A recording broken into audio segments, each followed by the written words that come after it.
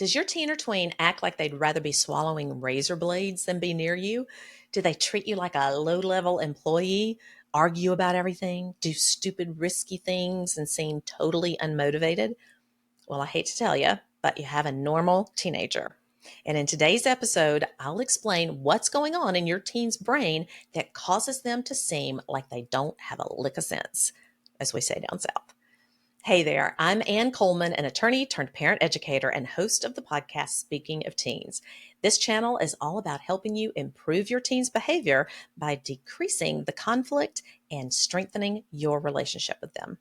Today, I'm kicking off a 7-part series to help you understand the natural changes your teen is going through and the parenting skills you need to learn to manage this developmental stage without losing your ever-loving mind or causing their behavior to spiral out of control.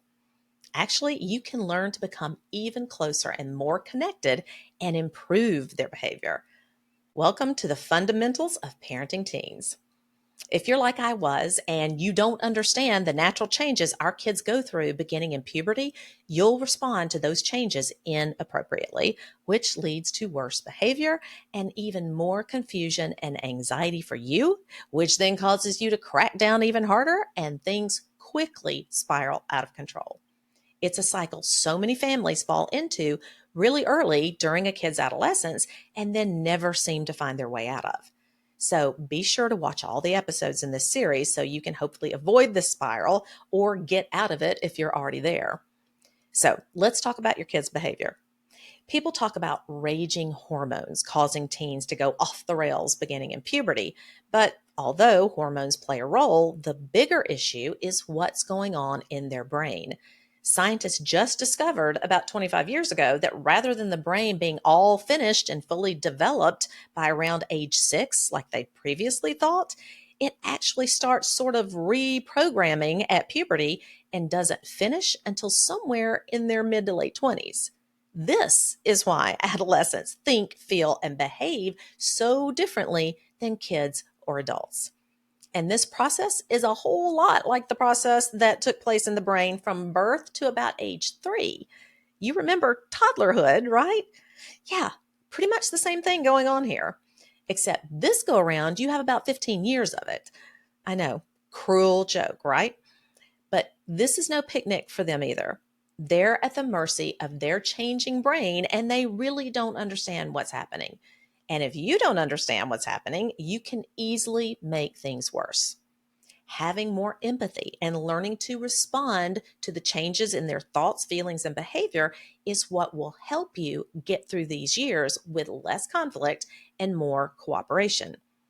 The biggest thing to remember here is that they cannot help neurobiology. You can't stop thousands of years of evolution. It is the way it is in that brain because it serves a purpose, which admittedly worked a lot better back in the caveman days, but it still serves a purpose today. Let me explain in very basic terms, okay? Just before puberty, the brain's frontal lobe sprouts billions of additional neural connections, connections between brain cells that communicate chemically and electronically between areas of the brain and between the brain and the body. These connections are called synapses. And then when puberty hits, these synapses start going through a process of strengthening the connections that are used most often and pruning away the connections that aren't used. The process starts in the back of the frontal lobe and gradually moves towards the very front of the frontal lobe in an area called the prefrontal cortex, right behind our forehead. And until all that's done, sometime around the mid to late 20s, there's a lot of stuff that's going to happen as a result. This strengthening and pruning process means that their brain is very pliable or plastic. The term is neuroplasticity. The brain is literally rewiring and reshaping itself. You could say it's very impressionable and much more open during the stage of learning new things. They can learn faster and better than they ever could in childhood or will ever be able to do in adulthood. This means whatever your kid experiences, practices, studies, does over and over during adolescence gets hardwired into their brain. Now, that's great as long as they're studying algebra or practicing the violin or learning how to play tennis, but it's a bit of a double edged sword because the same is true for less than desirable activities such as vaping or drinking or smoking weed. The brain makes no distinction between good and bad learning. It's an equal opportunity learner. And once their brain is hardwired for these experiences, this knowledge is more likely to last until adulthood. But the opposite is also true. If they don't learn something in adolescence, they are less likely to be able to learn it in adulthood. Again, that's anything from learning a foreign language to drinking alcohol.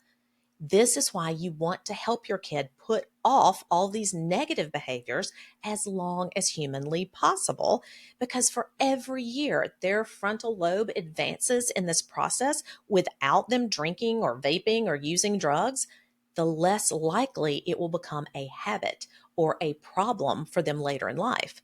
This is a scientific fact, not a guess. It's been shown that most adults who have a substance issue began using that substance in early adolescence. That's why it's so important for our teens to be involved in as many positive activities and exposed to as many positive influences and environments as possible, while at the same time also avoiding the negative. And frankly, the more positive activities they're involved in, the less time they have to spend on the negative. Overscheduling is not a good thing, but supervised after school activities have been shown to keep kids out of situations where they have more opportunities to try substances or get involved in negative experiences.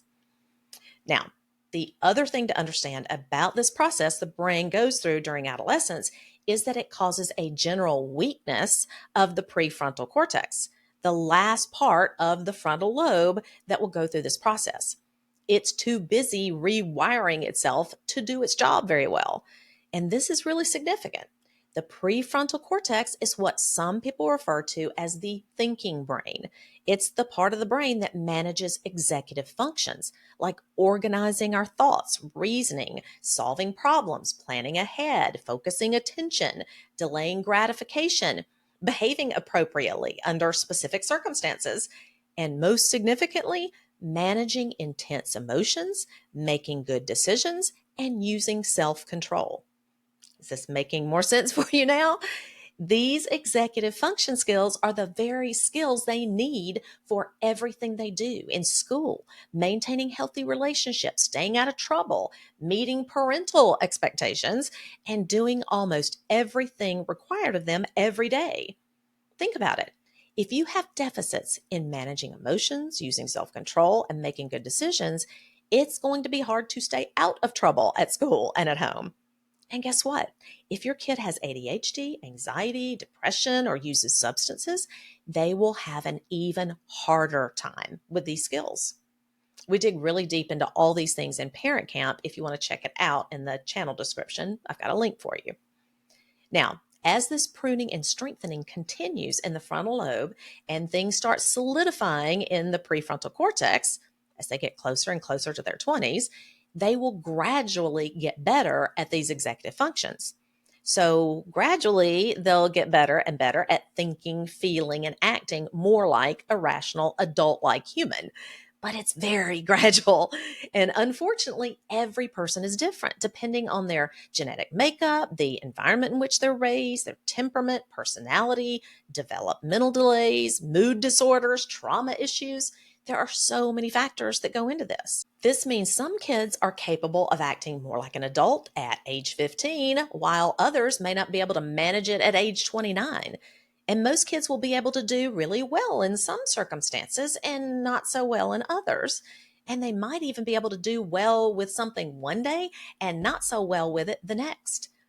It can be a bit of a roller coaster. This brain growth is not a linear process, and people are not machines. For instance, my son could spend hours reading and learning about political issues, but not be able to complete a homework assignment. You might see your kid be able to help a friend work through a difficult relationship issue with their parents, but be totally unable to talk to you about their feelings. Or they may be able to make great grades in all their AP classes, but they can't seem to stop themselves from having a complete meltdown over their pants not fitting right. Again, this is because this brain stuff is not a steady progression towards the finish line. And think about how many things in your teen's life that are affected by an inability to regulate their emotions, or a lack of self control, or an inability to make good decisions. Managing their emotions, avoiding conflict, not talking in class, stopping themselves from driving too fast, choosing to study for a test rather than playing a video game. These executive functions impact every aspect of their daily lives. Here's why I want you to understand this. Because you have to put yourself in their shoes when they make a mistake or do something wrong. You have to see it from a developmental aspect. You have to evaluate each situation knowing how their brain works right now. If you look at these things from an adult vantage point and with the expectation that they can think, feel, or behave like you, then you're doomed to make things worse. If you assume that they have the same abilities that you do, then you're going to see their behavior as dramatic, narcissistic, selfish, disrespectful, irrational, manipulative, irresponsible, or lazy. And when you think that way with your fully grown brain from high up on your adult perch, you become incensed, frustrated, angry, fed up, or afraid and anxious, and you lose it with your kid. You remind and question and snoop and lecture and argue and punish, and you build an antagonistic relationship with them. And once it starts, it only gets worse.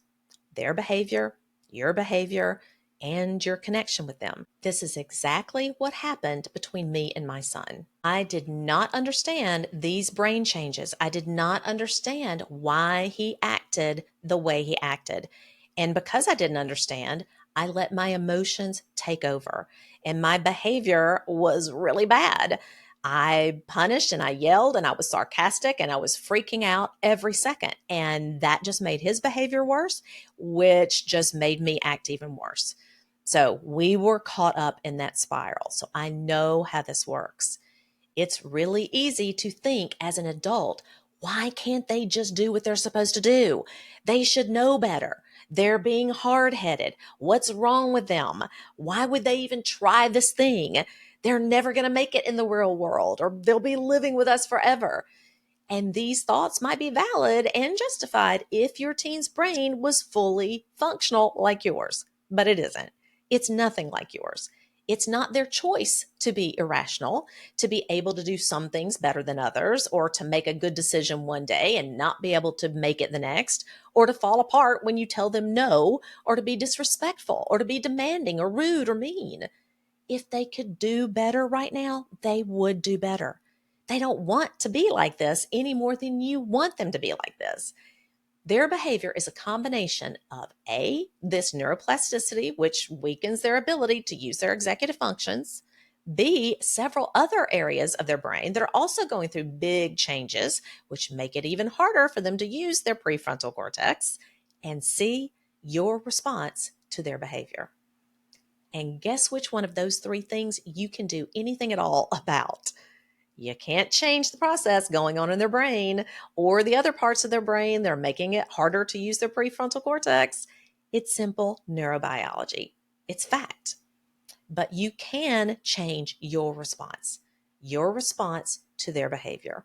That's all you can control. That's it. You can't control their thoughts or their emotions, and you can't control their behavior. And if you've tried, you already know how that turns out.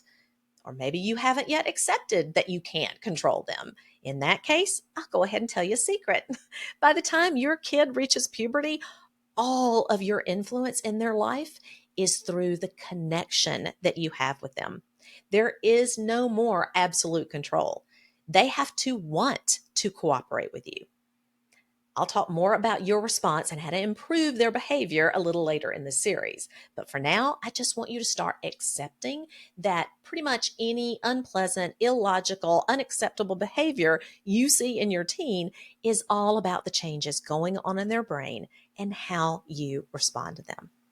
I want you to tell yourself that they're not doing this on purpose, that you haven't failed somehow, and that things can and will get better when you change how you think, feel, and act towards them. What do you think about this so far? Let me know in the comments and throw any questions in there that you might have as well. And if you want to learn more about these brain changes, you can download my free guide, The Challenging Adolescent Brain. I'll have the link for you in the description below. Now, in part 2 of the series, I'll talk to you about a part of the brain that is super sensitive during adolescence and causes all sorts of negative emotions and behavior in your teen. When it's ready, you'll see it right here. So don't forget to subscribe so you don't miss it. Thanks for watching. I really appreciate it. And please stay tuned for the rest of the series. See you next time.